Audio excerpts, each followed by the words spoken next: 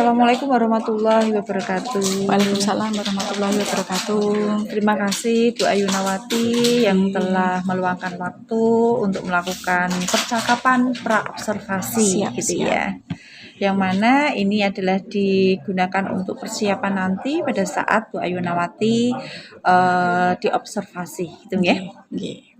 Terlebih dahulu ya untuk mengisi identitas di sini Bu Ayunawati mengajar mapel apa nggih? Sosiologi. Oh, sosiologi. Kemudian untuk kelas yang akan disupervisi atau diobservasi nanti kelas 12-3. 12-3. Oke. Berikutnya adalah kaitannya mengenai tujuan pembelajaran yang akan Bu Ayunawati ajarkan pada saat nanti diobservasi atau disupervisi.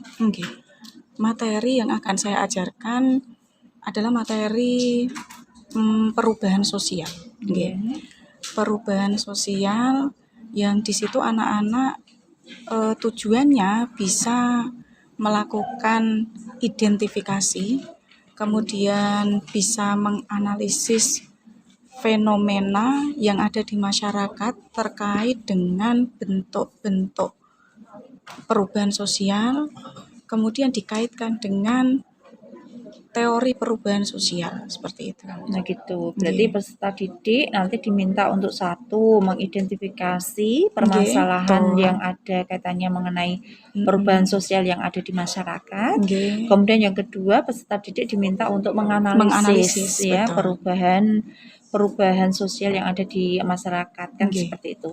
Oke. Berikutnya adalah area pengembangan yang hendak Bu Ayunawati capai pada saat nanti observasi.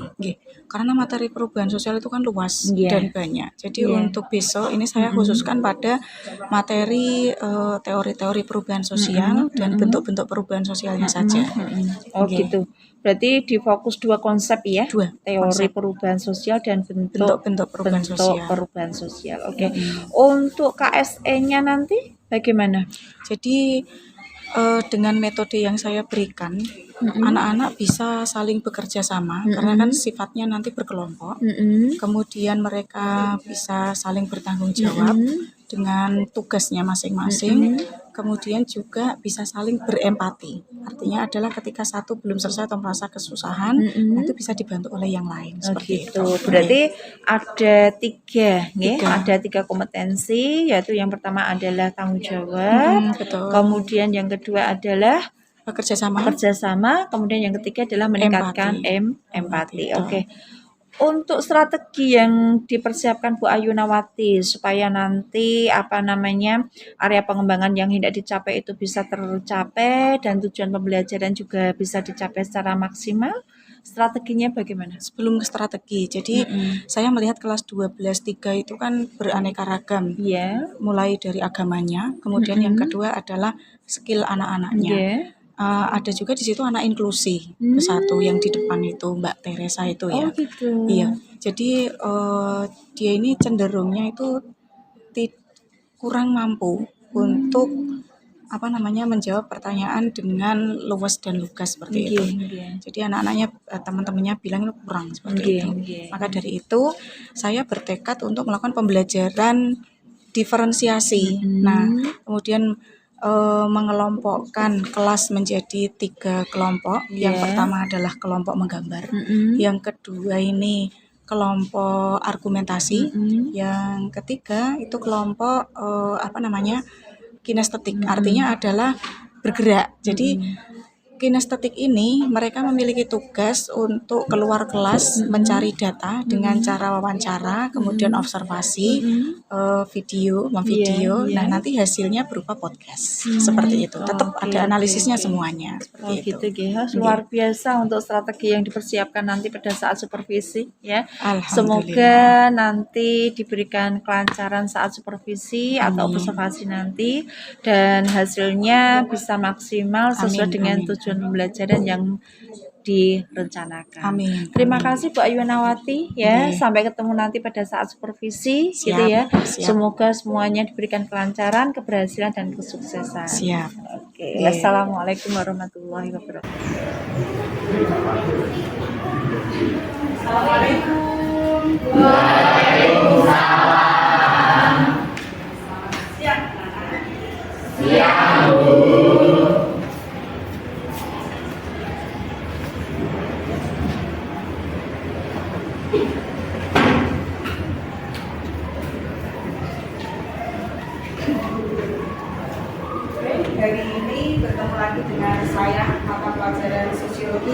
Tapi sebelum saya belajar, saya lihat di bawah kalian masih ada banyak sampah, silakan diambil dulu.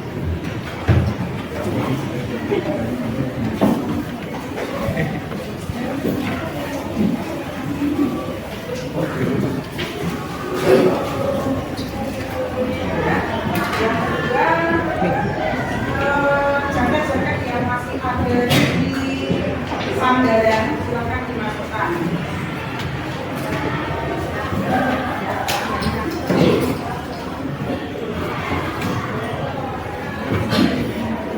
Oke, terima kasih semuanya sudah bersih ya. Hari ini akan ada sesuatu yang istimewa dari saya, berbeda dari biasanya. Tapi sebelum saya lanjutkan mengajar saya ingin tahu perasaan kalian pada siang hari ini lewat satu emoji. Oh ya, emot ya. Kalian ambil satu kertas, kemudian buat yang besar, emot yang mewakili perasaan kalian pada siang hari ini. Silakan.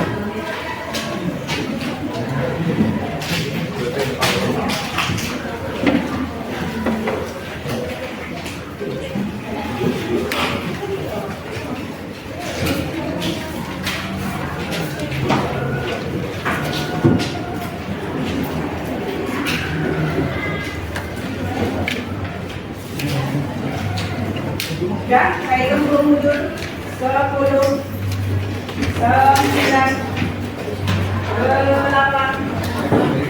7, 6, 5, 4, 3, 2,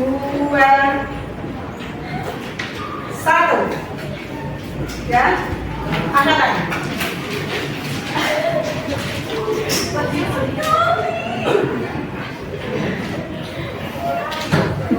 Saya ingin kamu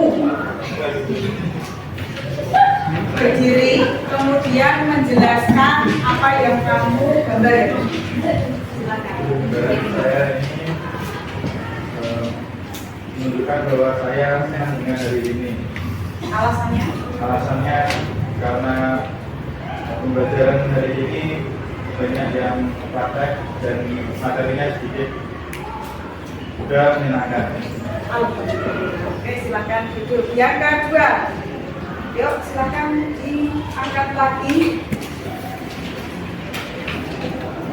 Saya pengen Kezia, silakan.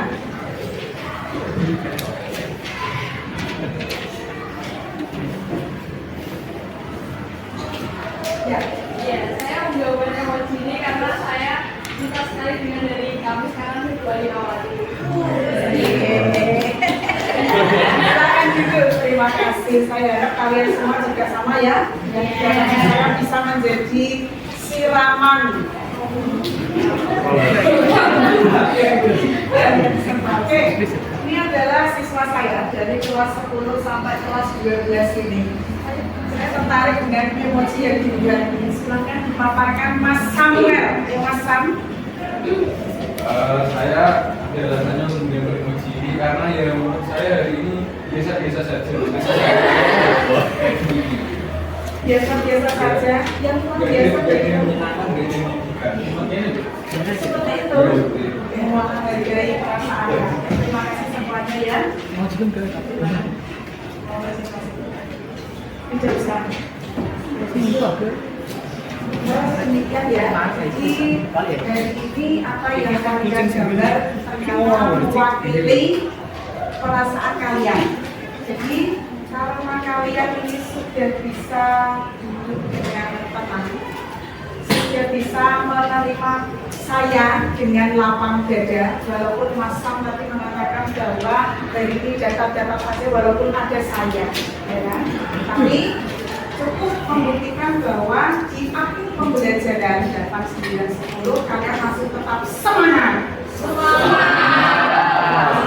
Untuk selanjutnya saya akan absen dulu karena saya pengen tahu dari ini yang tidak hadir itu siapa dan karena apa.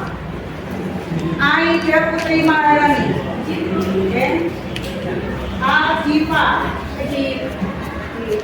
Alvanul, Andi Arunian, Aneira, Alfa, Afida, Cita Nanda, sakit kenapa? Panas. Jeka Rama, Danius, Cispen, nanti janji sama saya mau hadir loh ya. Nanti bilang sama dia ya. Oke. Egat Ahmad. Oke. Fitri Ramadhani. Grace Natali. Kezia Grace. Marta Intan. Merlina. Muhammad Burhan. Muhammad Fauzi, Muhammad Fahri, izin sakit, izin apa sakit? Naura Enggar, Pri Santieka, Ruput Adila, Rafael Abimanyu, Rahma Olivia, Raka Mailandi, Randy, Revanza, Rona Cantika, Sabrina, Samuel Jayen, Cindy, Teresa, Tova Ale, Yeri Kosturia, Yunia, Zara Ayu. Terima kasih. Berarti ada beberapa yang tidak hadir. Kalian yang hadir di sini adalah anak-anak yang luar biasa.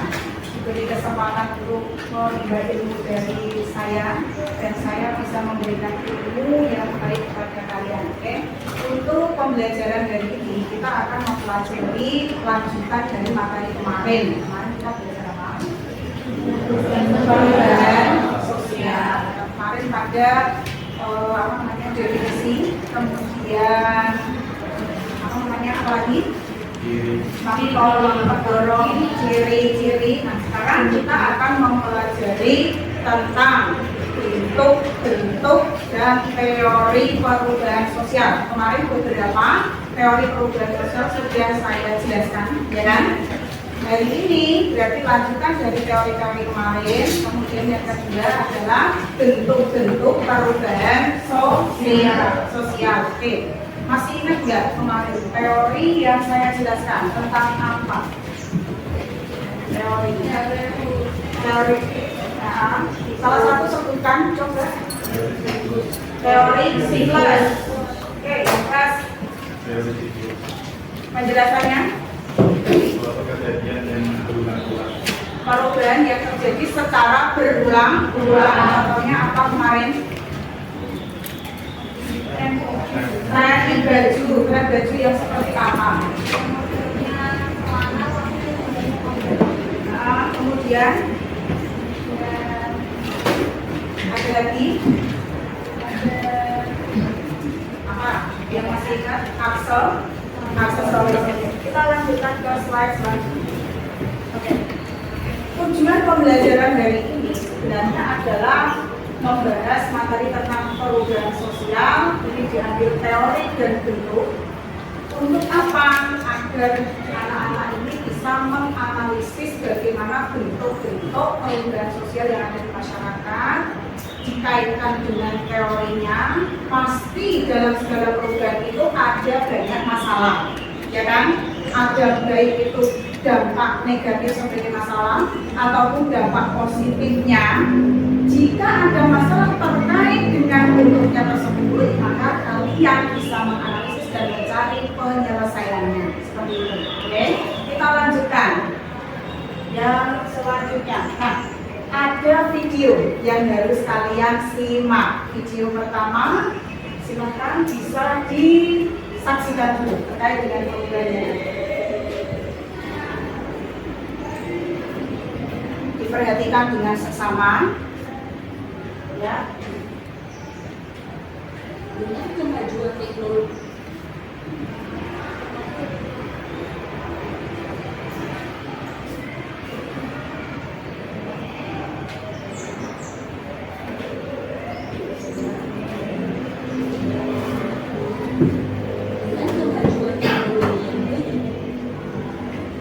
tanpa disadari membuat seseorang yang jauh merasa dekat, namun yang ada di dekatnya merasa jauh.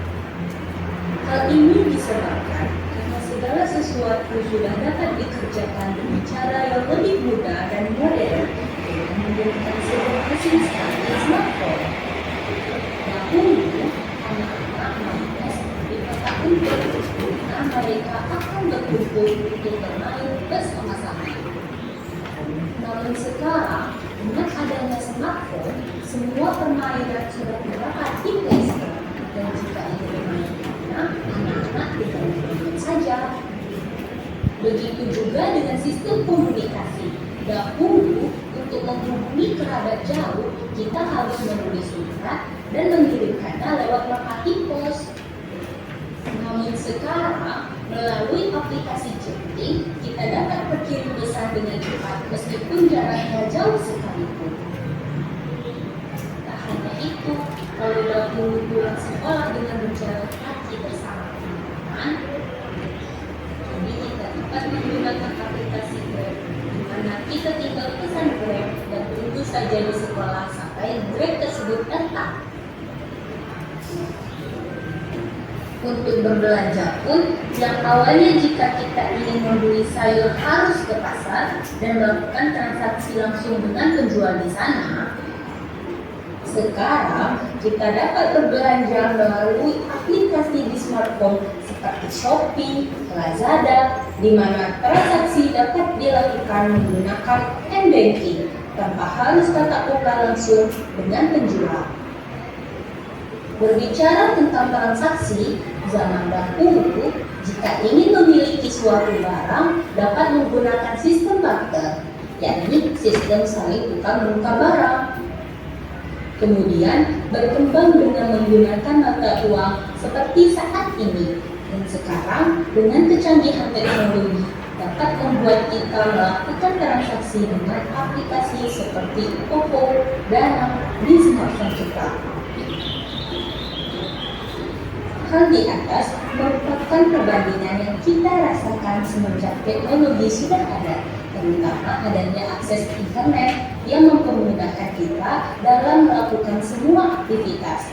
Akan tetapi, gunakanlah teknologi untuk hal-hal yang positif dan tetap menjalin hubungan sosial antar sesama, karena manusia pada hakikatnya merupakan makhluk sosial. Sekian dan terima kasih. Sebentar, dari yang kalian lihat, perubahan apa saja yang terjadi? Sebutkan, satu, tunjukkan. Ya, perubahan teknologi apa saja yang terjadi? Pesan.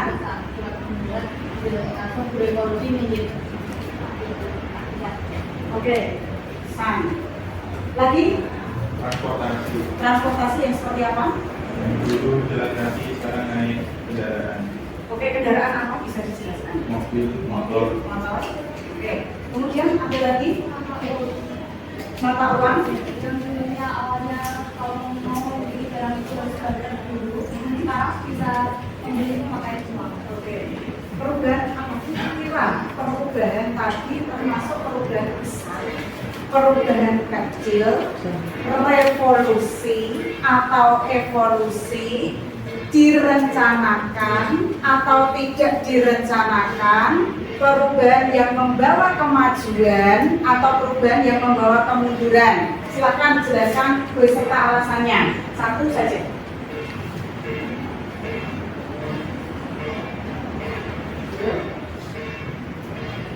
Sebutkan yang kalian tahu.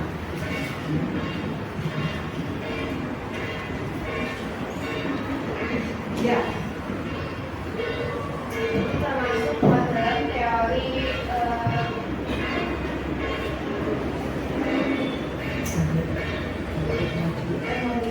Dari polisi, karena oke, cenderung cepat. Saya itu maju, membawa kemajuan, membawa pada kemajuan. Berarti perubahan, progres. Oke, ada lagi yang mau disampaikan? Sudah. Kenapa saya tanya bentuk-bentuk pada masih bingung? Ternyata saya belum menjelaskan tentang bentuk-bentuk perubahan sosial. Tapi hari ini saya tidak mau menjelaskan sendiri, biar kalian tidak bosan pada pelajaran saya. Untuk selanjutnya yang menjelaskan adalah dari teknologi yang sudah saya siapkan. Silakan. Yang kedua.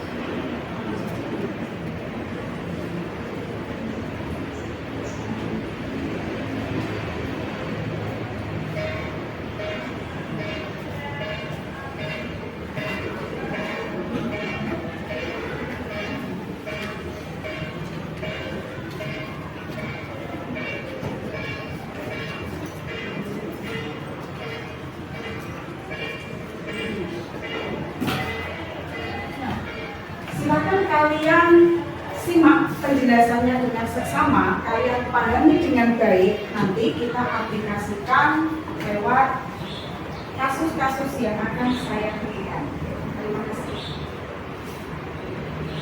Kalian tahu nggak kalau dulu manusia melakukan transaksi jual beli untuk mendapatkan suatu barang dengan cara melakukan sistem barter, yakni pertukaran barang dengan barang. Namun, seiring perkembangan zaman, manusia sudah tidak lagi melakukan yang namanya sistem barter, tapi manusia sudah melakukan transaksi jual beli untuk mendapatkan barang yang menggunakan uang sebagai alat tukar. Tidak hanya itu saja, manusia pada zaman sekarang sudah melakukan transaksi jual beli dengan menggunakan sistem pembayaran online, baik melalui rekening, melalui kartu kredit, dan lain sebagainya. Sangat mudah bukan?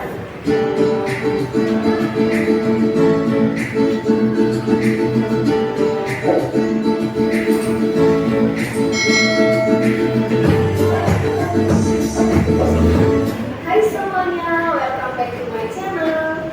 Masih semangat kan belajar sosiologi bersamaku? Terima kasih.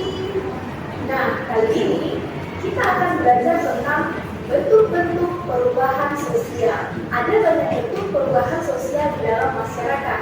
Yang pertama, berdasarkan waktunya. Berdasarkan waktunya, perubahan sosial terdiri atas dua. Yang pertama adalah perubahan evolusi. Yang dikatakan perubahan evolusi adalah perubahan yang terjadi secara lambat. Artinya, perubahan tersebut membutuhkan waktu yang lama dalam proses perubahannya. Contohnya adalah perubahan alat komunikasi dari yang bersifat tradisional menuju ke yang modern. Nah, perubahan alat komunikasi tersebut tentunya membutuhkan waktu yang lama dalam proses perubahannya. Dimulai dari merpati pos, telegram, telepon, telegram, pagar, email, internet, handphone, pesan instan, sampai kepada mobile chat messenger. Nah, itu menunjukkan perubahan alat komunikasi tersebut membutuhkan waktu yang lama. Nah, yang kedua adalah perubahan revolusi. Perubahan revolusi artinya perubahan yang terjadi secara cepat. Perubahan ini tidak memerlukan waktu yang lama dalam proses perubahannya. Contohnya adalah revolusi industri, di mana tenaga kerja manusia digantikan oleh robot. Nah, selanjutnya bentuk-bentuk perubahan sosial berdasarkan sudut pandang masyarakat. Berdasarkan sudut pandang masyarakat, perubahan sosial ada dua. Yang pertama adalah perubahan yang direncanakan. Perubahan yang direncanakan adalah perubahan yang direncanakan terlebih dahulu oleh pihak-pihak yang ingin mengadakan perubahan. Adapun contoh perubahan yang direncanakan adalah yang pertama adanya program KB, di mana program KB merupakan perubahan yang direncanakan terlebih dahulu oleh pemerintah dengan tujuan untuk mengurangi jumlah penduduk.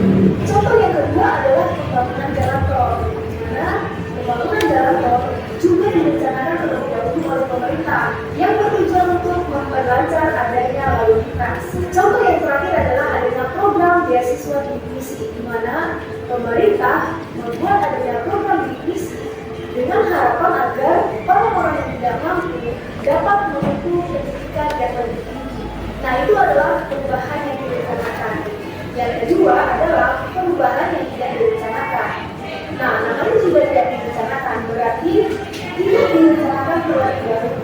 Selain itu, perubahan tersebut juga berlangsung secara tiba-tiba. Contohnya misalnya bencana alam, di mana bencana alam termasuk perubahan yang tidak direncanakan. Kenapa?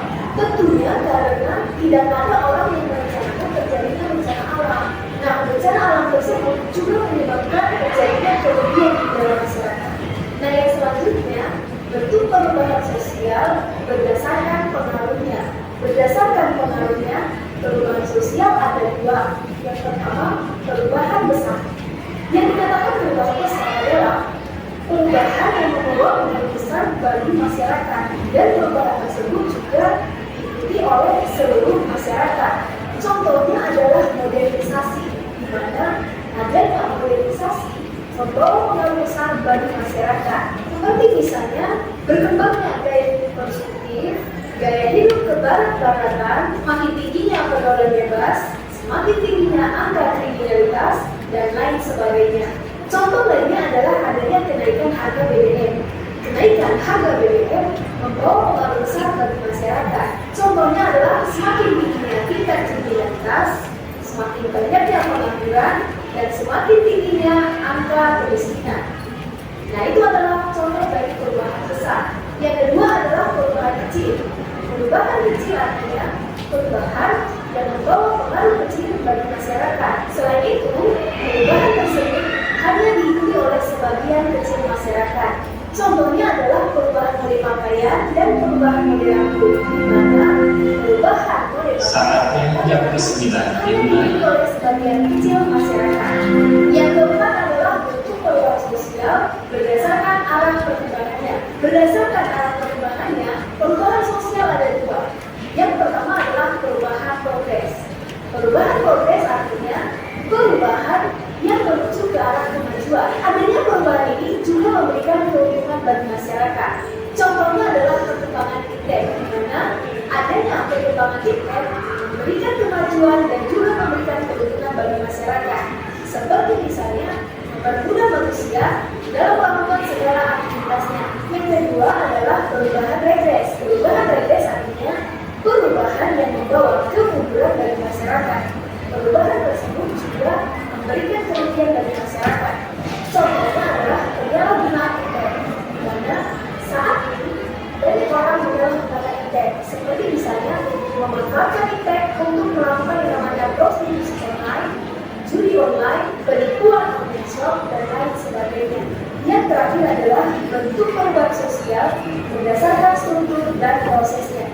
Berdasarkan struktur dan prosesnya, perubahan sosial ada dua. Yang pertama adalah perubahan struktural. Perubahan struktural artinya perubahan yang mendasar, di mana perubahan ini menyebabkan perubahan dalam segala aspek kehidupan masyarakat. Contohnya adalah pergantian presiden, di mana adanya pergantian presiden dapat menyebabkan terjadinya perubahan dalam segala aspek kehidupan masyarakat.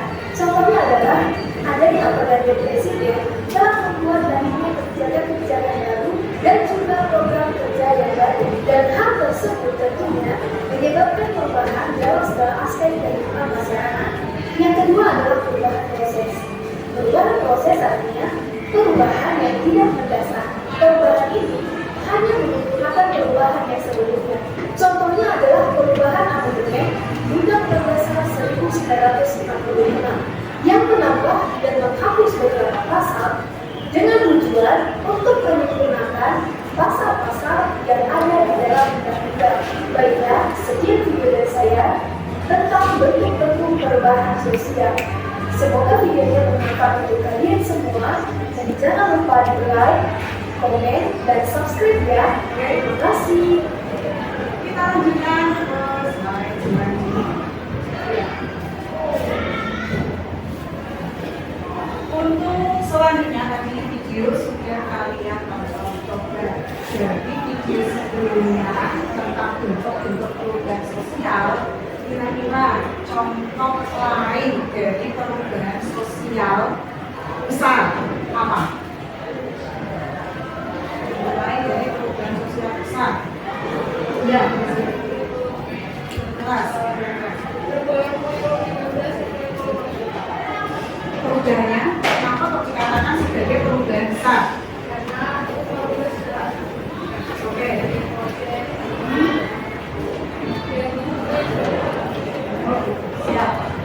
Kemudian sudah ya, sudah mewakili, kita lanjutkan. Ada apakah? Kegiatan selanjutnya kalian membentuk kelompok. Dari kalian semua, saya ingin membagi menjadi 3 kelompok besar. Dari kalian semua, siapa yang suka menggambar? Silakan tunjuk tangan.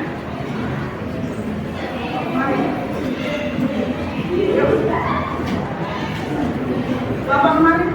Ya, 1, 2, 3, 4, 5, 6, 7, 8, 9, 10, 11. Siapa yang suka berargumen? Silakan tunjuk tangan. 6, 7, 8, ada 9 ya tadi ya. Kemudian siapa yang suka bergerak untuk mencari data?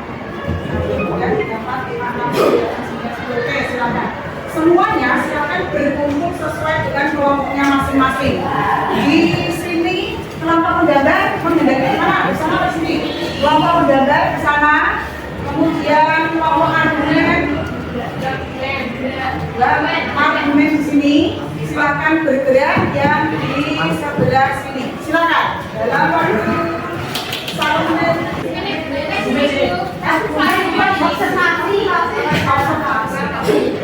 Observasi, kemudian argumen, kemudian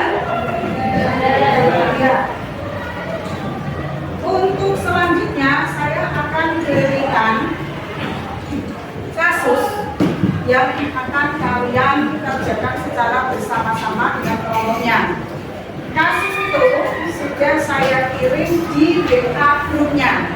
Ada 3 kasus, ya. Yang pertama berkaitan dengan slide selanjutnya, perubahan sosial akibat pandemi. Yang pertama ya, jadi adanya pandemi COVID 2019 kemarin itu ternyata menyebabkan perubahan baik sosial maupun budaya di masyarakat, ya enggak? Salah satu perubahannya apa? Waktu COVID itu loh. Salah satu perubahannya apa? Pembelajaran online, terus apa lagi? Pakai masker, terus apa lagi? Jaga jarak dan lain-lain. Yang kedua, pengaruh media sosial terhadap perubahan masyarakat di Indonesia. Yang namanya media sosial itu kan ada internet, ada Memento, ada WhatsApp, di situ gambarnya ada semuanya di sebelah sana. Kurang lebih. Dan nanti di bawahnya ada. Kemudian di bawah dulu. Ya, itu adalah gambar-gambar dari atau simbol-simbol dari media sosial. Ono Facebook, ada apa lagi? Instagram, ada Twitter, ada TikTok dan lain-lain itu adalah media sosial. Itu sangat berpengaruh merubah masyarakat Indonesia. Kalau kalian pengen tahu, teman saya itu ada yang meneliti tentang media sosial di daerah Bajing. Jadi gara-gara media sosial, seberapa kuat perubahannya bagi anak-anak remaja. Kemudian yang 03, coba balik lagi ke slide yang tadi. Oh tidak, kita kembali lagi ke slide sebelumnya. Nanti kita lihat yang ketiga, pengaruh menjamurnya pabrik terhadap perubahan sosial di Kabupaten Jepara. Kita lihat gambar apa di sana. Nah, itu adalah hasil karya saya yang sekarang saya teliti terkait dengan perubahan sosial yang ada di Kabupaten Jepara. Khusus yang saya teliti adalah Kecamatan Mayong. Kenapa? Di Kecamatan Mayong itu merupakan sentra produksi apa kan? Keramik, genteng, kemudian gerabah. Di sana juga ada produksi lapis. Tapi 10 tahun sekarang ini ya, 10 tahun dari sekarang itu ternyata banyak sekali pabrik-pabrik berdiri, baik yang skalanya nasional maupun yang skalanya internasional, banyak pabrik besar. Dan uniknya di situ adalah pabrik-pabrik buatan dari Eropa. Atau pabrik-pabrik pemiliknya adalah bukan Eropa, Korea. Di situ punyanya Korea semua. Setelah saya hitung ada 15 pabrik berdiri di situ kan. Ria kan? Nah, ternyata merubah kebudayaan yang ada di sana, kebiasaan yang ada di sana itu juga berubah. Ingin tahu nggak perubahannya seperti apa, Cak? Ingin tahu nggak? Ingin tahu nggak? Nah, ini salah satunya yang di Mayong. Coba kita lihat video selanjutnya. Ini video terus. Videonya nanti atau sekarang aja? Nanti aja ya. Kita langsung kerja saja. Kita lihat apa yang harus kalian lakukan berkaitan dengan studi kasus yang saya berikan. Nanti. Loh, naik lagi. Nanti. Stop analisis, ya analisis. Ya. Kalian baca artikel dari saya, kemudian silakan masuk.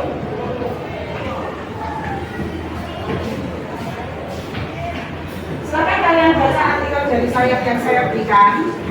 Kemudian ini harus menjawab bagi yang pertama, bentuk perubahan sosial apa saja yang terjadi pada kasus yang kalian amati.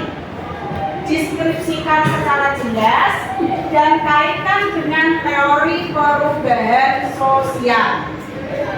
Yang kedua, tuangkan dalam bentuk gambar. Bagi yang suka menggambar, mana yang suka menggambar? Sana ya. Tuangkan dalam bentuk gambar bentuk perubahan sosial yang terjadi dari kasus yang kalian amati. Jangan lupa dalam menggambarnya itu kaitkan dengan teori perubahan sosial. Penjelasannya jangan buat deskripsi, tapi buat dalam bentuk mind map. Nanti kalau presentasi baru kalian jelaskan, paham ya? Kemudian yang ketiga, ini buat pedoman wawancara, bukan pedoman yaitu ya salah ya. Pedoman wawancara dari tema kasus yang menarik bagi kalian sesuai dengan tema yang saya berikan itu relate udah ya, menambah referensi dari data yang kalian dapatkan. Nah itu terkait dengan perubahan sosial, lakukan wawancara. Setelah itu buatlah hasilnya dalam bentuk podcast. Bisa dipahami semuanya? Berarti yang argumen cukup membaca dari artikelnya, pilih salah satu. Ini kebebasan juga bagi kalian. Jika kalian pengen menuangkan atau menjawab atau menganalisis dari fenomena yang kalian dapatkan dan itu lebih menarik dari kasus yang saya berikan, diperbolehkan. Paham? Ya.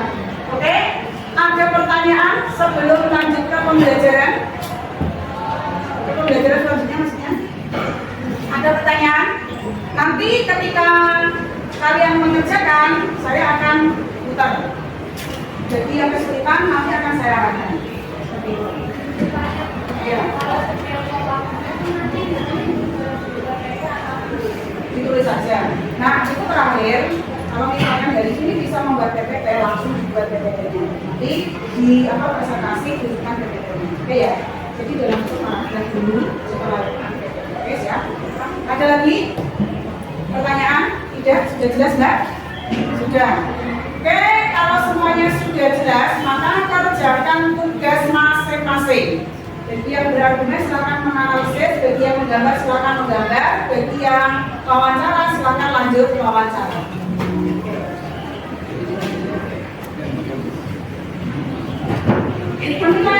Penilaiannya bagaimana penilaiannya?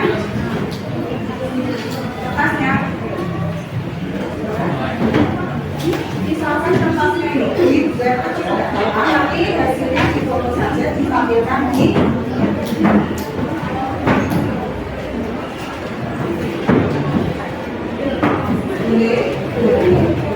lagi.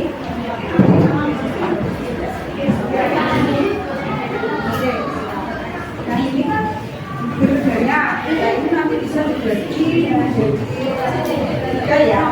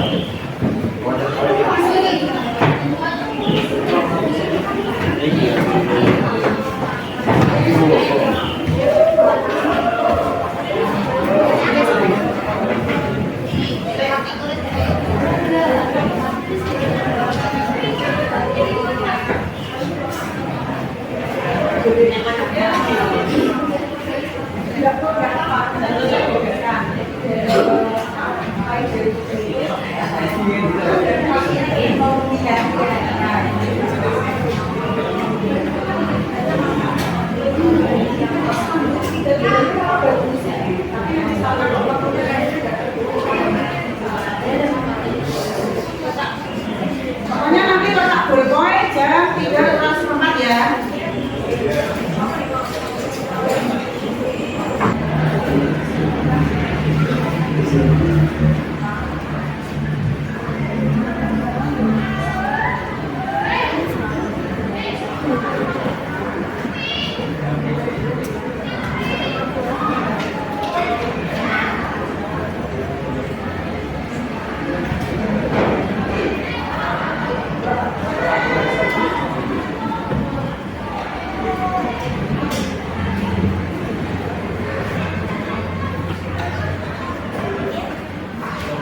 Ingat ya, untuk penilaian satu kekompakan, dua isi atau konten, tiga analisis secara umum ya nanti ya.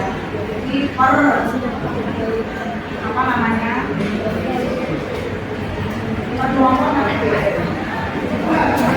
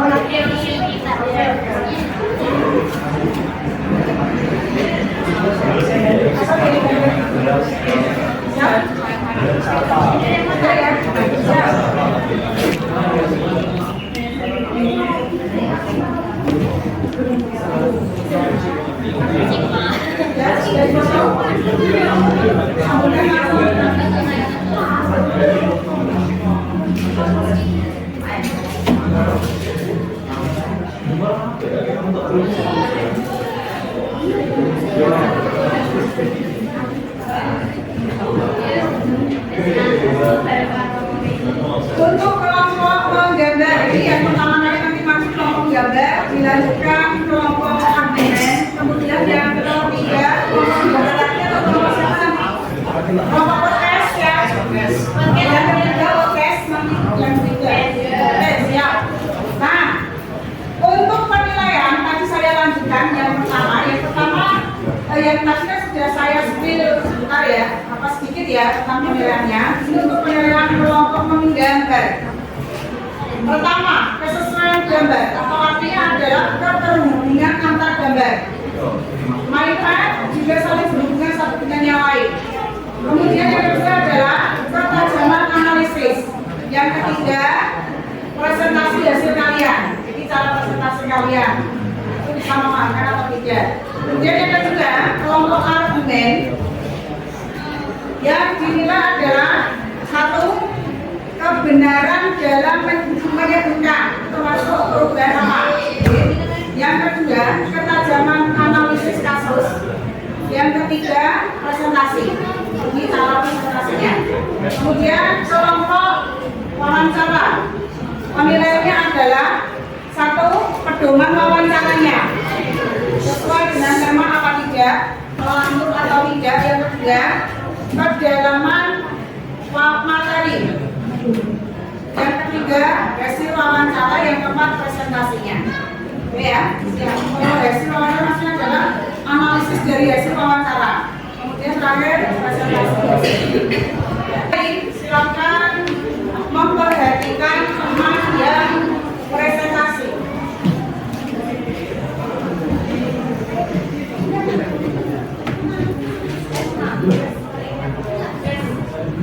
Tapi yang bisa ready? Enggak masuk. Siapa bisa nyambung?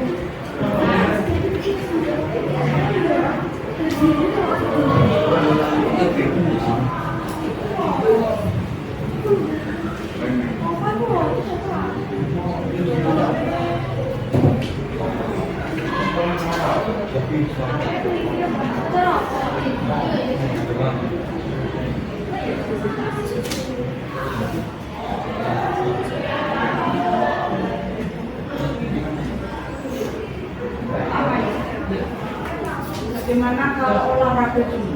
Sudah ya, sudah ya.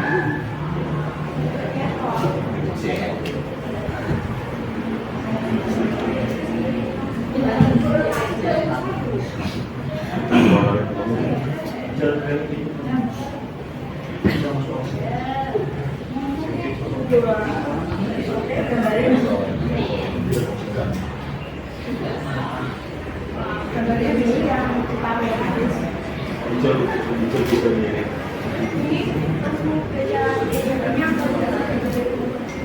Jelasin gambarnya dalam pose, nanti setelah itu baru analisis.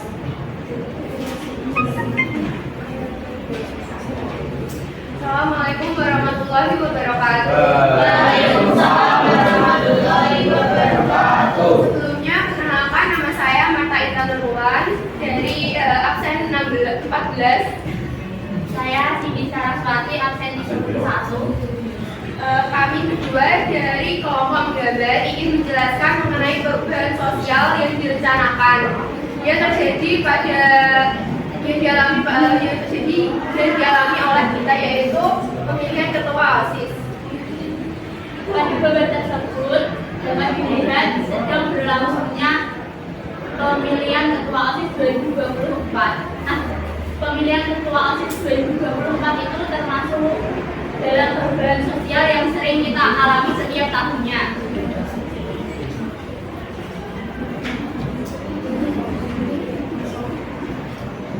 Kegiatan pemilihan ketua OSIS adalah salah satu implementasi pendidikan politik yang dilakukan oleh siswa. Pemilihan ketua OSIS berguna untuk mempersiapkan diri sebelum mereka memanfaatkan haknya sebagai warga negara dalam pemilihan umum.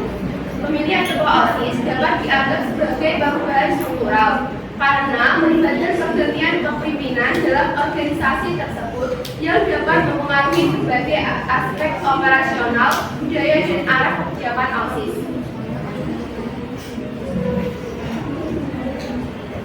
Perubahan ketua OSIS termasuk dalam teori siklus. Perubahan ketua OSIS biasanya terjadi secara berkala, misalnya setiap ajaran baru. Proses ini berulang sesuai dengan jadwal yang sudah ditetapkan oleh sekolah.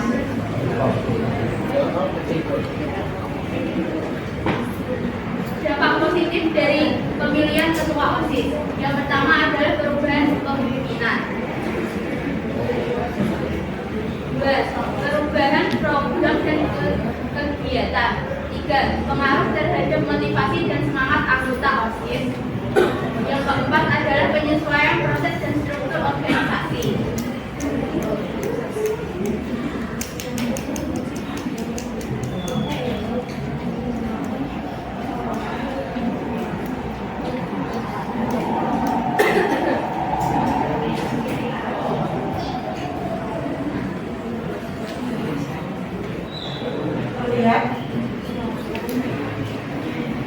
Ini siklus teori siklus pada pemilihan ketua OSIS karena berulang-ulang tiap tahunnya.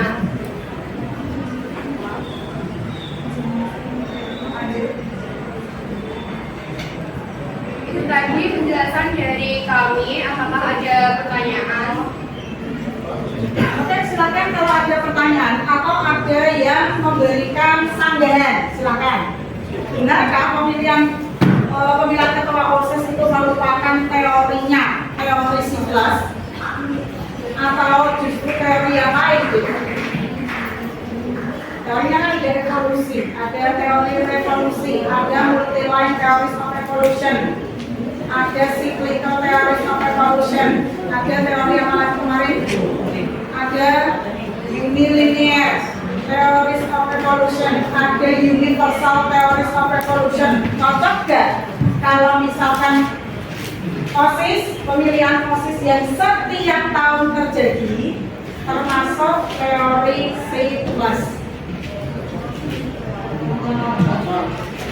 Alasannya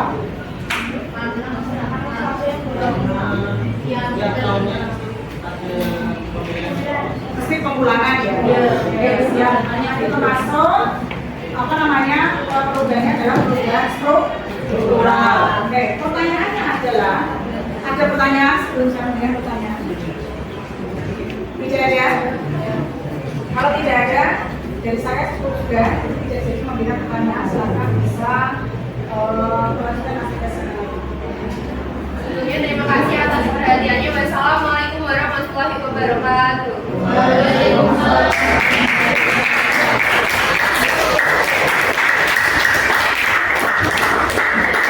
Terima kasih untuk kelompok menggambar ya. Jadi apa itu perubahan secara struktural?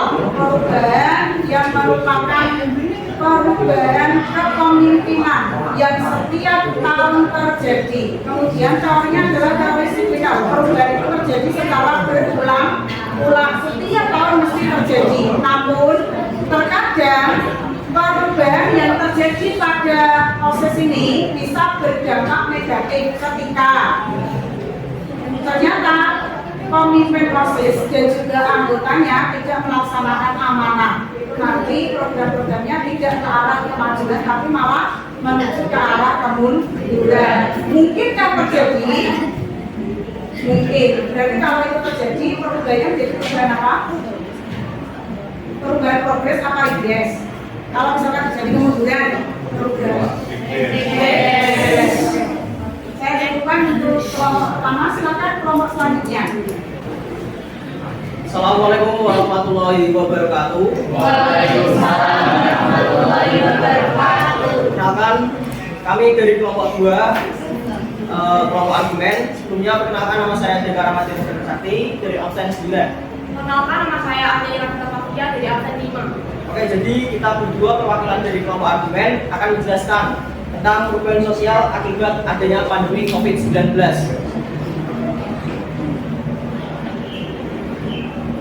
Oke, jadi teman-teman pastinya sudah tahu apa itu COVID-19. Pandemi COVID-19 yang melanda dunia sejak tahun 2019 telah membawa dampak yang sangat luas dan mendalam pada berbagai aspek kehidupan manusia. Dalam waktu singkat, virus ini menyebar hampir seluruh penjuru dunia, mengakibatkan krisis kesehatan global yang belum pernah terjadi sebelumnya.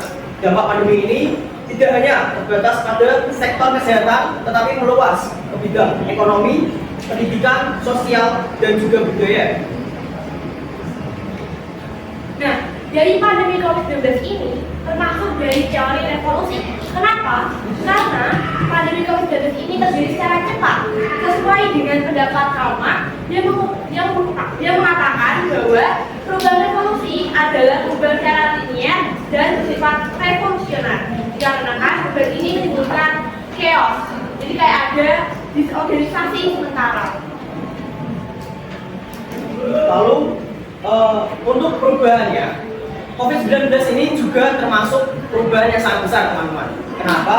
Karena COVID-19 ini berubah secara cepat dan mendunia, atau revolusi yang secara cepat menyebabkan menjadi kacau, dunia menjadi kacau.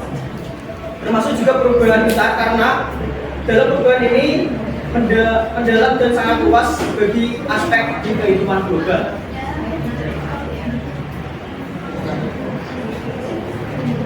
Dan juga ada beberapa contoh sebagai perubahan besar antara lain adalah Yang pertama, seperti yang kita ketahui, dari adanya pandemi COVID-19 ini, kita yang biasanya KBM secara langsung di sekolahan harus mengalami daring. Lalu juga ada pembatasan kursi yang awalnya 1-2 meja untuk kursi juga 1 seperti itu. Dan juga ada sesi 1 dan sesi 2 juga, biar mencegah penularan yang secara banyak. yang distancing. Ya, distancing. Lalu ada juga dalam bidang teknologi. Karena adanya pandemi COVID-19, kita juga menggunakan teknologi secara langsung, secara banyak. Contohnya menggunakan Meet, menggunakan Zoom untuk pembelajaran. Lalu juga kita kan dibatasi ya untuk berkumpul dengan teman-teman. Jadi mau nggak mau, orang-orang yang emang dasarnya kurang tahu tentang internet, akhirnya mau belajar juga tentang penggunaan teknologi untuk komunikasi dengan teman-teman yang lain, dengan sanak keluarga yang umumnya jauh.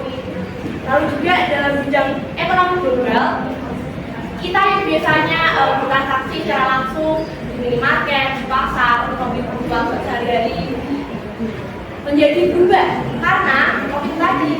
Kita akhirnya akan membeli sesuatu barang dari seperti aplikasi Shopee, Lazada.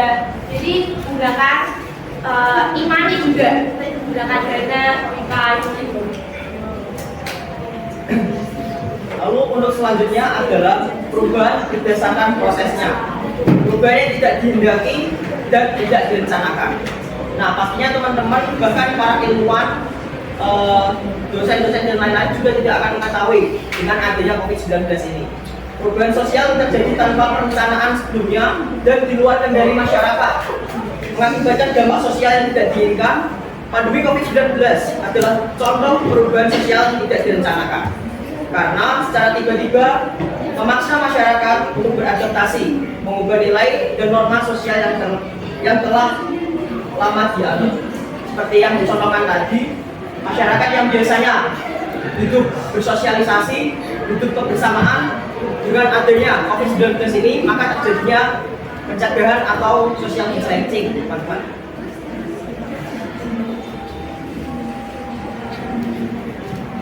Lalu untuk perubahan berdasarkan sifat perubahannya. Perubahan struktural merupakan perubahan sosial yang menghasilkan struktur sosial baru yang melibatkan perubahan dalam tatanan masyarakat.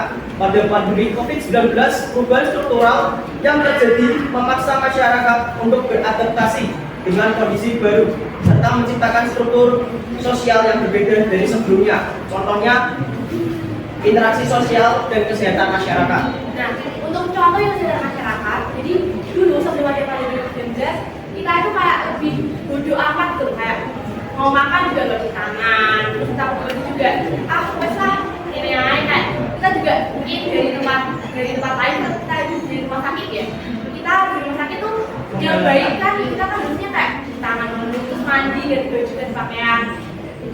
Jadi tapi waktu sebelum ada pandemi itu kita tuh kayak ya juga tadi kayak ya wes lah ambil pakaian ini kayak popok, misalnya kayak gitu. Masih bersih juga Gitu. Nah, dengan adanya pandemi COVID-19 ini kan juga semakin sadar, ternyata pacaran tuh emang seperti itu ya. Kita juga jadi sering cuci tangan, kayak sering tahu dampak kayak polusi juga kayak gitu, dan penggunaan masker kelanjutan.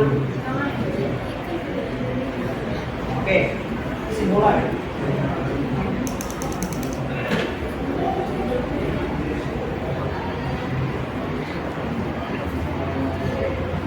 Oke, kesimpulannya ya teman-teman. Jadi untuk COVID-19 ini mempengaruhi hampir banyak sekali aspek kehidupan. COVID-19 ini juga sebelumnya tidak bisa diprediksi kedatangannya. Dan juga COVID-19 ini datang secara tiba-tiba yang merubah seluruh kehidupan atau aspek sosial.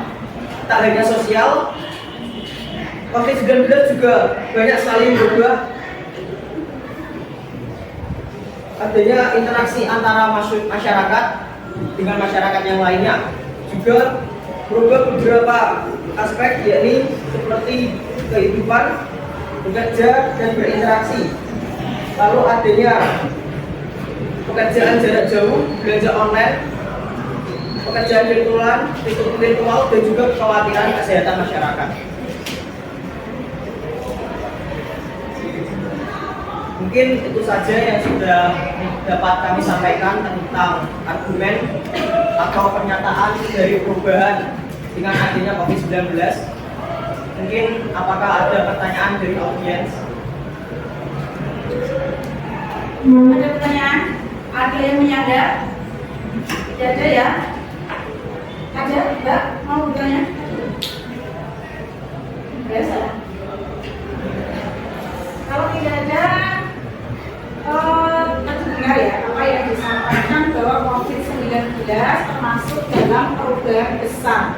Jadi sebenarnya kalau kalian membahas tentang COVID-19 itu perubahan bisa dilihat dari arah mana saja. Artinya ada, tapi tidak dijelaskan. Dari A, cuma kurang dijelaskan. Misalkan perubahan berdasarkan pandemi COVID-19 jika dilihat dari arah perubahannya bisa disebut dengan perubahan yang dikehendaki atau tidak dikehendaki. Berdasarkan kecepatannya termasuk perubahan yang secara cepat. Tapi di satu desa tertentu, misalkan di masyarakat suku pedalaman, suku Bedui, gitu kan? Nah itu termasuk perubahannya lambat. Jadi ini untuk diketahui bersama ya, perubahan kalau di masyarakat umum itu cepat, kalau di suku pedalaman itu justru lambat. Karena apa? Keyakinan yang mereka miliki. Dua, potensi mereka dalam mengelola alam itu ternyata bisa memperlambat virus sampai ke sana. Nah terus ini kan menjadi apalagi namanya debat di masyarakat. Benarkah yang namanya COVID-19 itu merupakan perubahan yang tidak direncanakan? Nah itu ada yang bilang bahwa COVID-19 itu memang perubahan yang direncanakan oleh oknum negara tertentu, ya kan? Nah itu juga harusnya dibahas seperti itu. Terus banyak lagi, tapi kalau saya bahas di sini nggak akan selesai. Saya akan kasih videonya setelah ini, nanti aku pembelajaran selanjutnya terkait dengan fenomena perubahan sosial akibat pandemi. Nanti biar kalian itu bisa melek ya dalam mempelajari materi perubahan sosial. Oke, silakan bisa duduk kembali dan melaksanakan aktivitas yang lain. Silakan. Terima kasih atas presentasinya. Kurang lebihnya mohon maaf. Wassalamualaikum warahmatullahi wabarakatuh.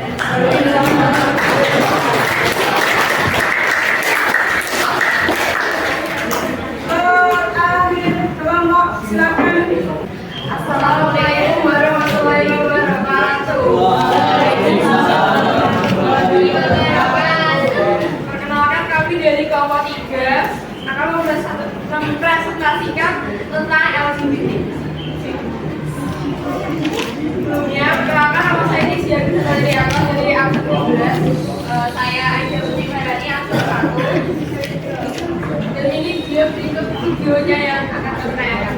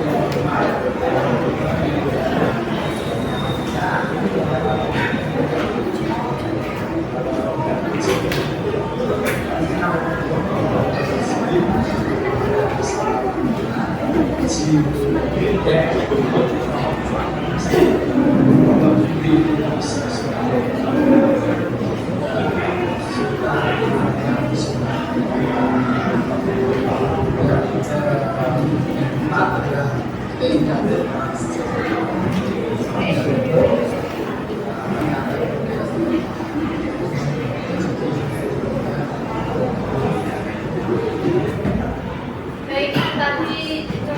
dari pengacara kami, saya akan menjelaskan tentang dia akan menjelaskan tentang LGBT, kembalinya LGBT itu dalam teori apa. Setelah kita melihat kayak itu tadi, dapat kita simpulkan bahwa LGBT ini termasuk dalam teori psikologi karena LGBT ini sesuatu yang terjadi pada masa sekarang dan pada dasarnya memiliki kesamaan atau kemiripan dengan yang sebelumnya. Yang dalam arti LGBT ini dari tahun ke tahun itu gayanya beda. Misalkan ada yang dari transgender atau memang dia itu perawakannya itu cowok tapi ternyata suka cowok juga. Saya akan melanjutkan penjelasan jadinya.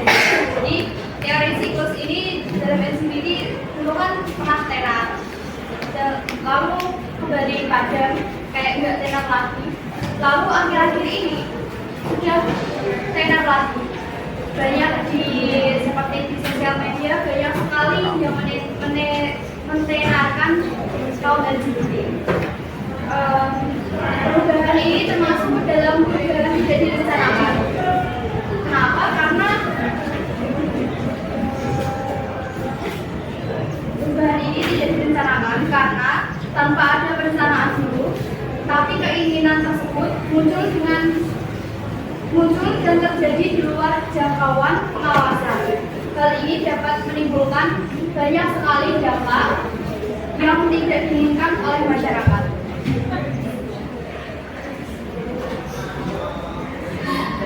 Sekian pendapat dari kami, apakah ada yang ditanyakan?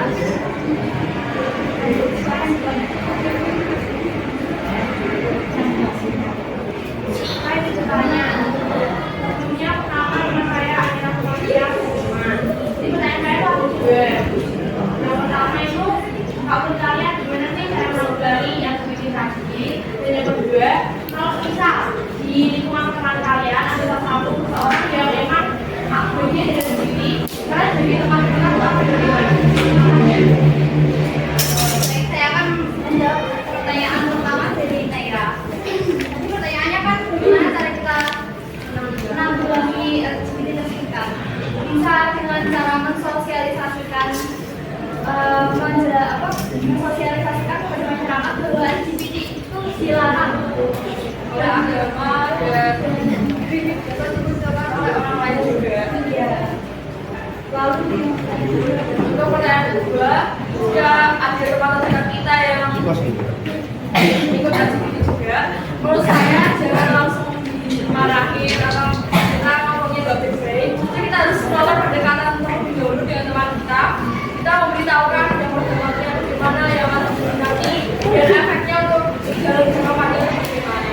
Kita sebagai teman dekat, kita harus bisa merangkul teman dekat kita supaya tidak belok arah, tidak belok terus. Sekian dari saya. Ada lagi pertanyaan? Ada? Terkait LGBT itu termasuk perubahannya perubahan apa? Besar atau kecil? Ternyata perubahan besar kenapa?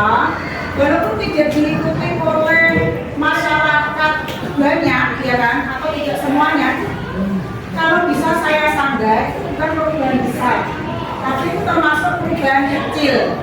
Kalau di Inggris atau di negara Eropa yang melegalkan LGBT, oke, itu adalah perubahan besar. Nah itu memang benar terjadi di negara sama. Tapi untuk di negara kita, itu termasuk perubahan kecil. Karena itu hanya diikuti oleh sebagian orang, ya, yang mau dan yang berani. Gitu ya. Tetapi dan sifatnya tersembunyi, gitu.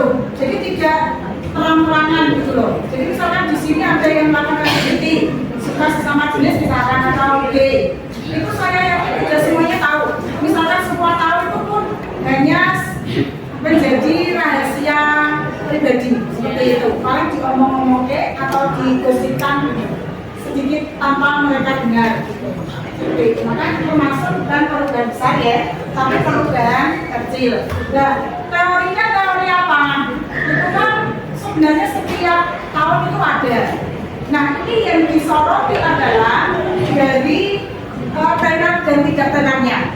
Suatu pada masa zaman Nabi Lot dulu, Nabi Lot kalau kita orang Islam ya, di sini kan beraneka ragam agamanya, ada yang Katolik, ada yang Buddha, ya, ada yang Islam seperti itu. Zaman Nabi Lot dulu itu suka sesama jenis itu sudah banyak, hampir keseluruhannya. Tapi kan tidak boleh. Kemudian di masa modern ada bila, kemudian ada lagi, bila lagi, kemudian ada lagi. Artinya ada adalah asalnya tenar menjadi tidak tenar, kemudian tenar lagi. Sekarang ini termasuk yang tenar lagi. Betul. Ya, jadi termasuk teorinya adalah teori plus. Gitu. Oke, itu penjelasannya. Terima kasih atas perhatiannya Bapak dan masyarakat. Assalamualaikum warahmatullahi wabarakatuh.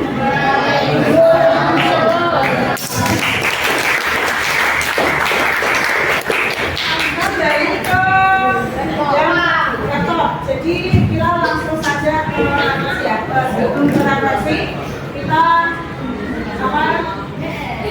simpulkan dulu apa yang bisa kita simpulkan dari pembelajaran kita hari ini. Silakan.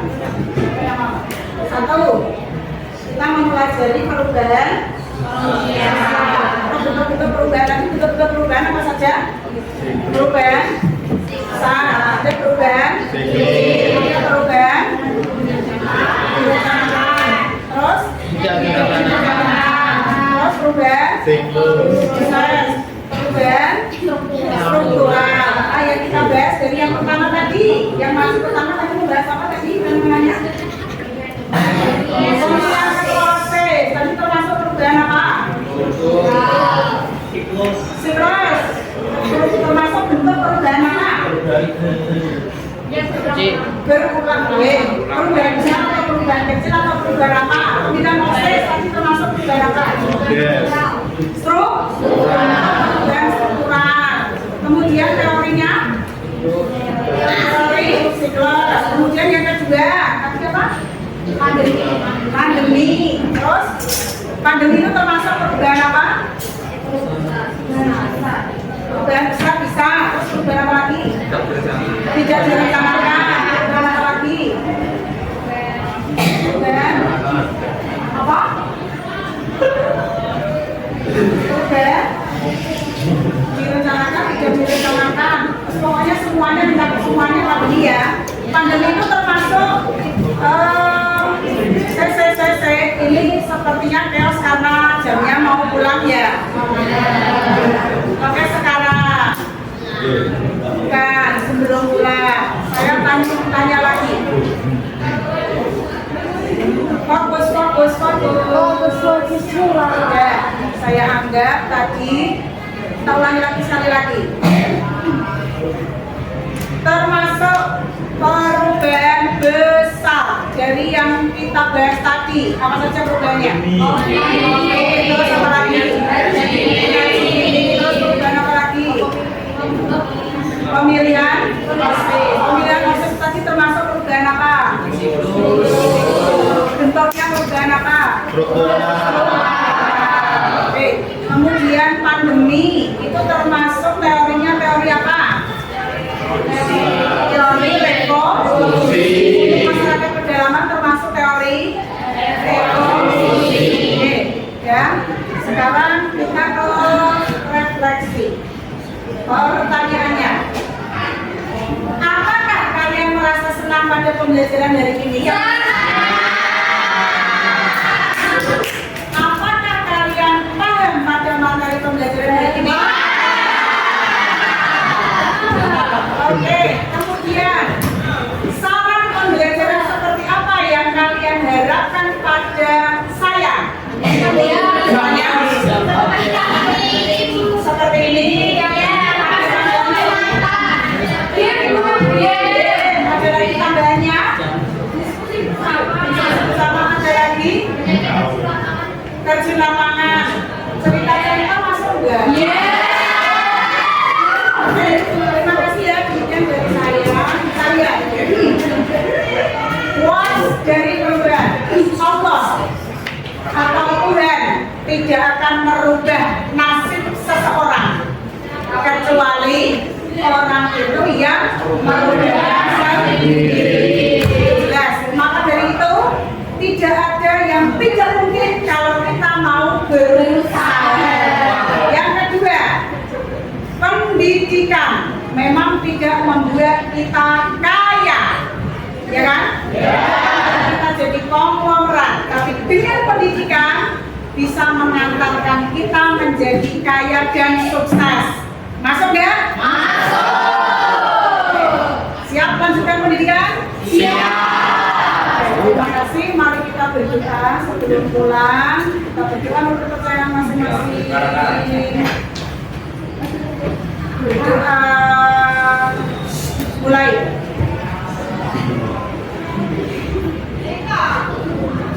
Selesai. Bersyukur menurut agamanya masing-masing.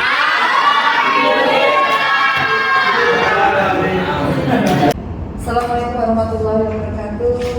Bu Ainawati, terima kasih atas kedatangannya pada sore hari ini di rumah Ibu. Adapun tujuan dari kita bertemu gitu ya, ini kan perihal membahas atau membicarakan yang terkait mengenai observasi yang sudah Bu Ainawati lakukan kemarin. Oke, baiklah. Sebelum saya mulai pertanyaan yang terkait mengenai observasi kemarin ya, keadaannya Bu Ainawati hari ini Sehat. Alhamdulillah, sehat sekali. Sudah nampak dari wajahnya berseri ya. Karena kemarin sudah itu ya, sudah beres ya tesisnya ya. Alhamdulillah sudah dapat pemecahan. Sudah menemukan solusi ya, dari permasalahan yang dihadapi. Oke.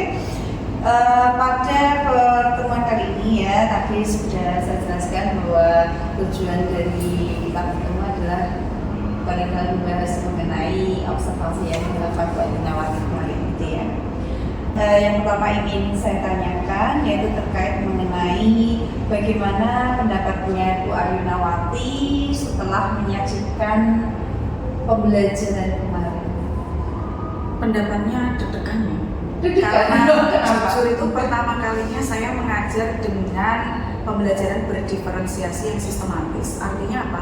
Mungkin sebelumnya saya sudah mengajarkan pembelajaran berdiferensiasi itu ya, tapi nggak sadar bahwa itu ternyata pembelajaran berdiferensiasi.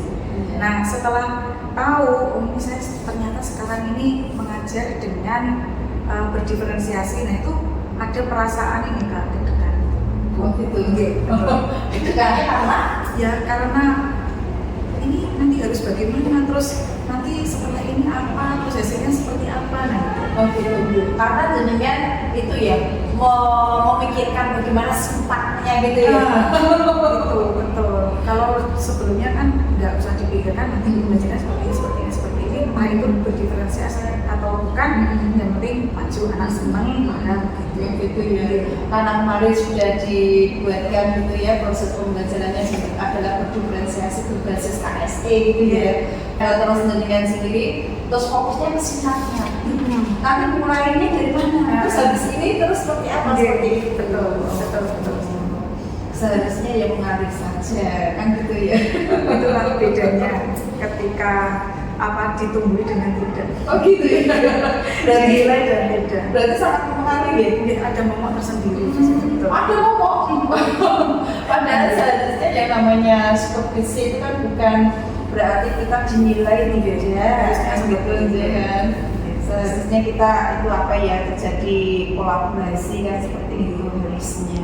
Tapi memang mindset yang ada itu kalau supervisi kan mindsetnya adalah penilaian. Betul. Itu adalah untuk mindset yang dulu. Untuk yang sekarang kan tidak seperti itu. Oke. Terus dalam proses pembelajaran gitu ya, yang sudah Bu Ainawati lakukan kemarin, apakah itu semua sesuai dengan yang direncanakan atau yang dituliskan di dalam modul ajar? Belum 100%. Belum 100%. Belum. Jadi kemarin itu saya kira masih banyak menjelaskan ya.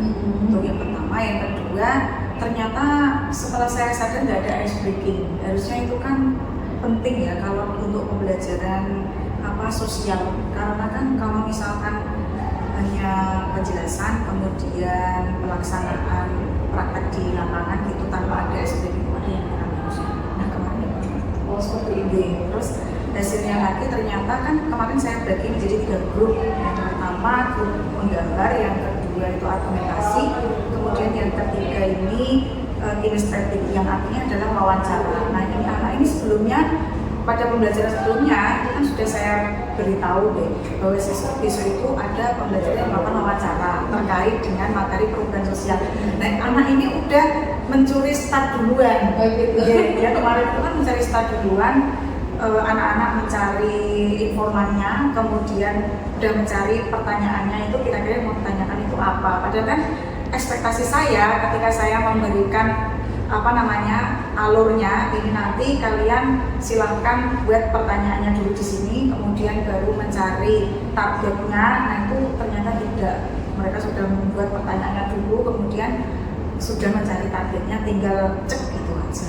Berarti kan anak kreatif, tapi ternyata di luar ekspektasi saya. Oh gitu ya. Ternyata benar-benar anak luar biasa gitu ya. Luar biasa, betul. Oh, hasrat untuk belajar sosiologinya berarti luar biasa tingginya gitu ya. Iya. Sampai dia mencuri start duluan. Iya, karena mereka berpikirnya gini. Ini pelajaran yang saya suka, kenapa? Karena mata pelajaran hiburan kan, aku bilang gitu. Iya, kenapa? Dari pagi itu sudah salah eksak semua. Dari jam 7 sampai jam 2 ya. Iya. Setelah jam 2 sampai jam 4 itu katanya mata pelajaran hiburan. Maka ketika mereka diberikan kesempatan untuk praktek ya, mencari ke lapangan, terjun ke lapangan, itu udah semangat duluan. Tapi kekurangannya ya itu akhirnya. Menurut saya ya belum 100%. Oke. Kembali lagi dengan pernyataannya Bu Ainawati ya, bahwa kemarin lupa untuk SPP kan gitu kan. Berarti untuk menurut pendapatnya Bu Ainawati berarti SPP itu perlu ya? Perlu. Meskipun kemarin Bu Ainawati juga sudah memberikan meminta anak untuk menuliskan perasaannya. Ya, tetap perlu kan. Oh iya. Tetap diperlukan walaupun sedikit ya, karena mereka itu jiwanya itu walaupun sudah SMA ya, udah dewasa itu tetap sisi permainannya itu ada, jadi itu menambah semangat mereka belajar, ketertarikan mereka untuk belajar itu semakin bertambah. Untuk menambah semangat belajarnya dan juga sekaligus untuk meningkatkan fokus dan konsentrasi dalam belajar. Betul sekali. Selanjutnya ketika dalam proses pembelajaran itu ya, bisakah panjenengan menceritakan gitu ya perihal yang dirasakan selama pembelajaran kemarin, selama dilakukan observasi? Perasaan saya atau perasaannya Bu Ainawati? Kalau perasaan saya ini ya senang ya, senang karena satu tidak terlalu banyak penjelasan cerita yang tidak capek. Yang kedua, ini benar-benar berorientasi pada siswa. Gitu. Pembelajaran yang berorientasi pada murid. Jadi saya memberikan arahan, kemudian mereka yang melakukan pembelajaran itu. Artinya mulai dari apa yang harus dilakukan, kemudian terjun ke lapangan, kemudian memberikan analisis dan evaluasi, itu yang melakukan anak. Jadi saya hanya tinggal mengarahkan yang benar seperti itu. Berarti guru hanya tidak sedikit fasilitator betul. Dan kemarin itu kan pembelajaran juga menjadi 3 itu. Nah, anak-anak itu memilih sesuai dengan minat mereka. Minat dan gaya belajar mereka. Berikutnya untuk tujuan pembelajaran yang sudah jenengan rencanakan di Mobil Ajar ini, apakah pada proses observasi kemarin itu sudah tercapai? Sudah. Alhamdulillah tercapai ya, walaupun tidak maksimal tapi tercapai. Artinya mereka sudah bisa memahami materi, kemudian yang kedua sudah bisa menganalisis, kemudian bisa memberikan solusi dari permasalahan yang mereka kerjakan. Istilahnya ada studi kasus ya, studi kasus itu harus diselesaikan dalam bentuk gambar, kemudian kemudian dalam bentuk argumen, kemudian yang ketiga dalam bentuk wawancara dan tema wawancara bukan broadcast. Itu udah dapat satu. Berikutnya dalam proses pembelajaran kemarin ya pada saat observasi, Bu Ainawati melihat siswa merasakan kesulitan Awalnya, jadi kesulitan itu di awal. Ini gimana kan belum pernah ya yang namanya sesuai dengan kalian. Yang pertama kalian harus sesuai dengan minat menggambar, silahkan siapa.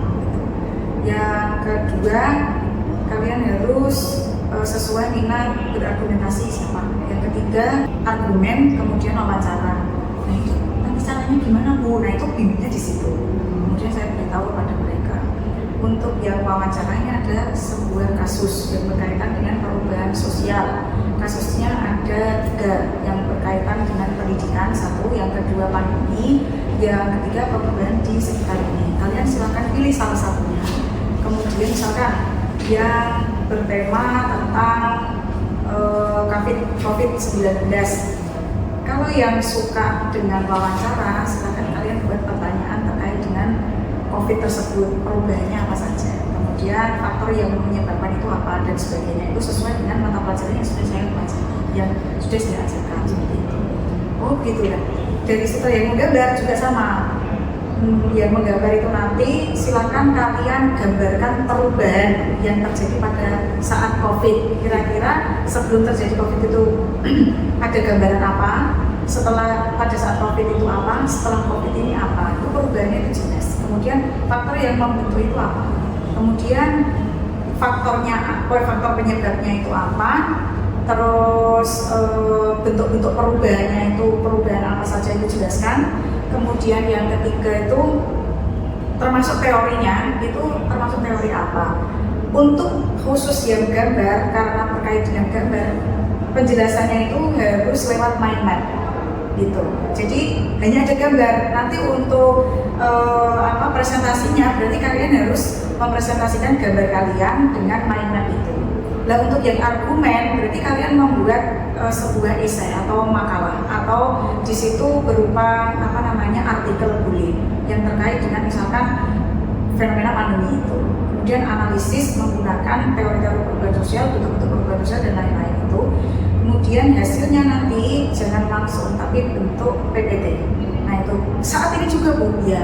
Kemudian untuk yang wawancara tadi hasil akhirnya wawancara dibentuk dalam bentuk podcast. Nah nanti ya video bentuknya, dan itu kalian ketika presentasi kalian harus menampilkan video itu tidak lama, hanya beberapa menit saja. Kemudian kalian harus menjelaskan analisis kalian secara terbuka seperti itu. Gitu ya Bu? Iya. Nah setelah itu mereka paham dan akhirnya mereka ke lapangan itu. Seperti itu ya. Jadi setelah kesulitan yang dialami oleh siswa kemudian dikomunikasikan dengan Bu Ainawati, akhirnya siswa itu mendapatkan pencerahan bagaimana mereka harus beraction gitu ya. Oke. Berikutnya ini terkait mengenai kesulitannya Bu Ainawati sendiri dalam proses pembelajaran kemarin, terutama kan kemarin itu menurut Bu Ainawati itu adalah merupakan proses pembelajaran berdiferensiasi berbasis KSE yang pertama kali dan itu memang real kan gitu ya, sesuai dengan sintaknya gitu ya. Kesulitan yang dialami Bu Ainawati itu membuat modulnya ya, membuat modul ajaranya, kemudian merencanakan ini sintaknya seperti apa, terus nanti menggunakan model pembelajaran apa, kemudian metode pembelajarannya seperti apa, nanti strateginya gimana, itu yang paling mumet itu di sini.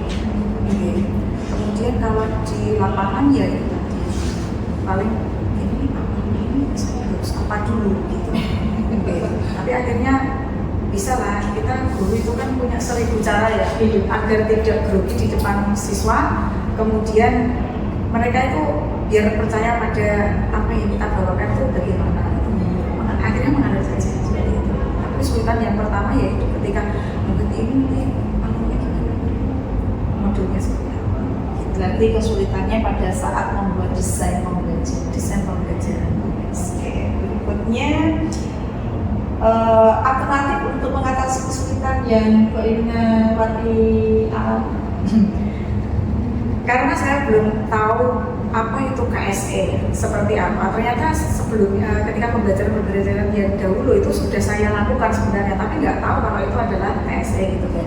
Saya tanya kepada yang sudah profesional, tanya pada Bu Arya waktu itu yang KSE apa. Terus kemudian saya mencarinya di YouTube sudah KSE apa. Kemudian pembelajaran berdiferensiasi yang benar itu seperti apa? Lihat video.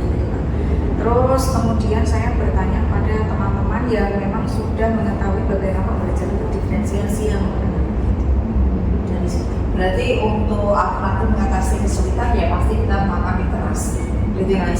Betul. Setelah literasi kita mencari ilmu dari orang yang sudah berpengalaman gitu ya. Oke. Berikutnya dari proses pembelajaran kemarin gitu ya, itu yang perlu kita identifikasi bersama-sama gitu ya.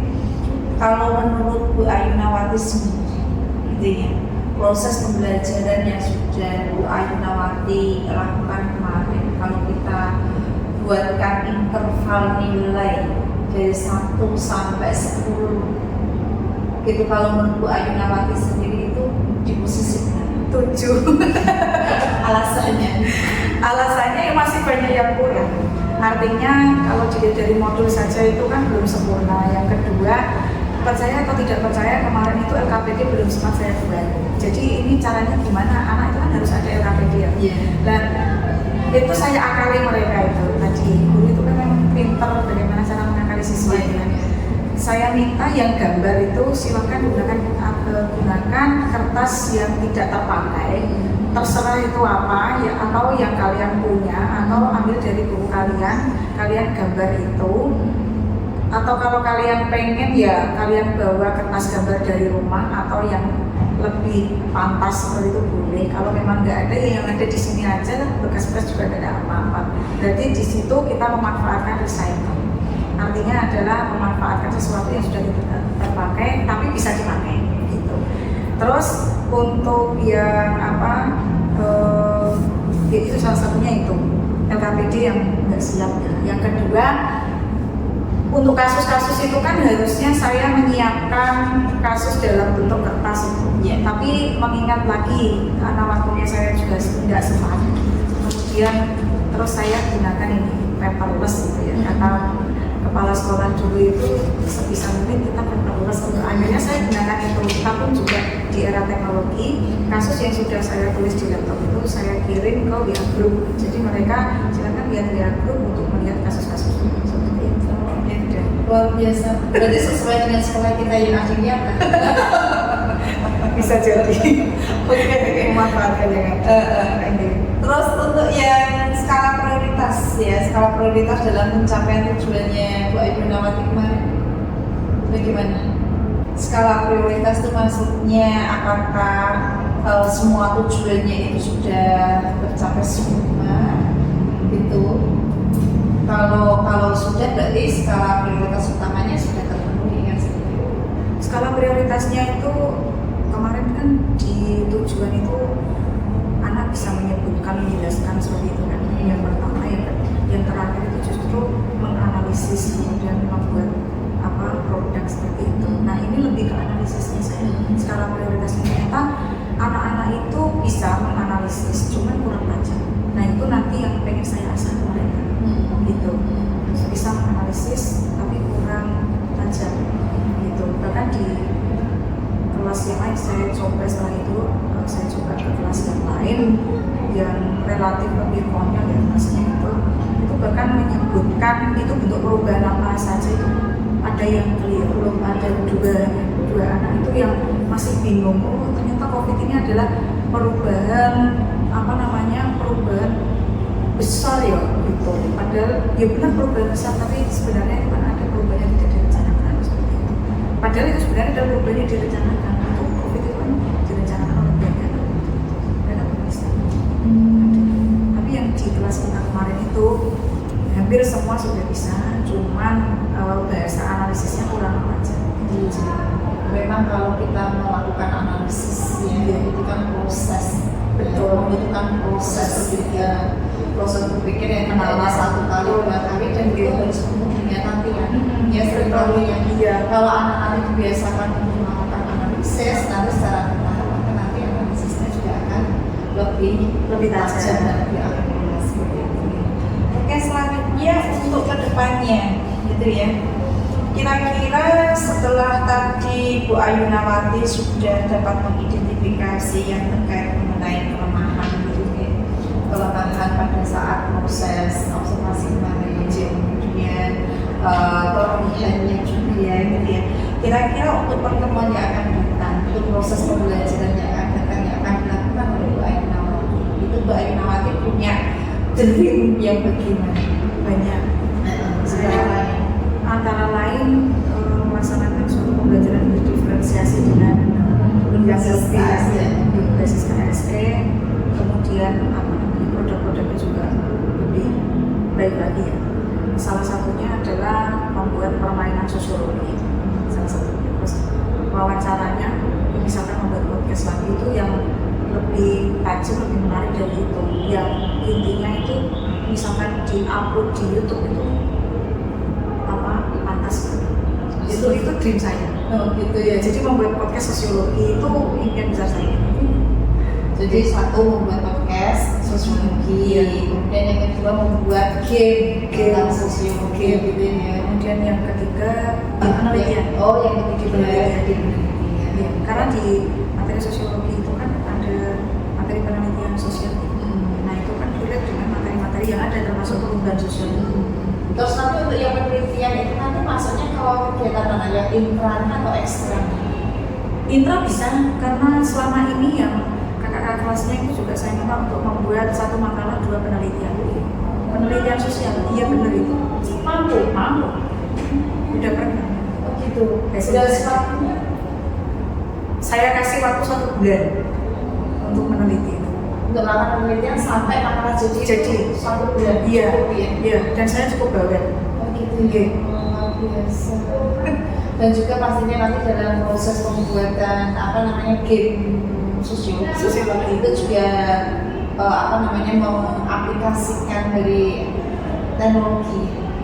Jadi nanti ada teknologi dulu pernah membuat wall ini sama gunakan lagi. Yang kedua itu membuat itu tangga itu ulang tangga.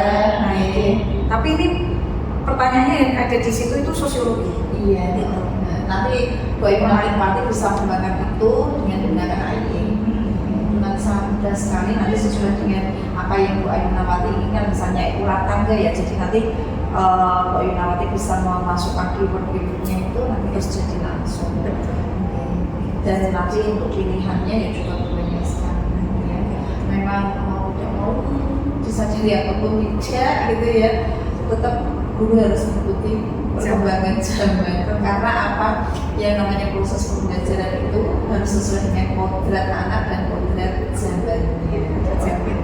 Terima kasih banyak atas waktu yang diluangkan oleh Bu Ayunawati sehingga kita bisa melakukan percakapan pasca observasi ya. Semoga kedepannya selalu Bu Ayunawati diberikan kemudahan, kemudian diberikan kesuksesan gitu ya, sehingga bisa menghantarkan anak-anak didik sampai mencapai cita-cita yang mereka inginkan. Terima kasih banyak. Sama-sama. Assalamualaikum warahmatullahi wabarakatuh. Waalaikumsalam warahmatullahi wabarakatuh.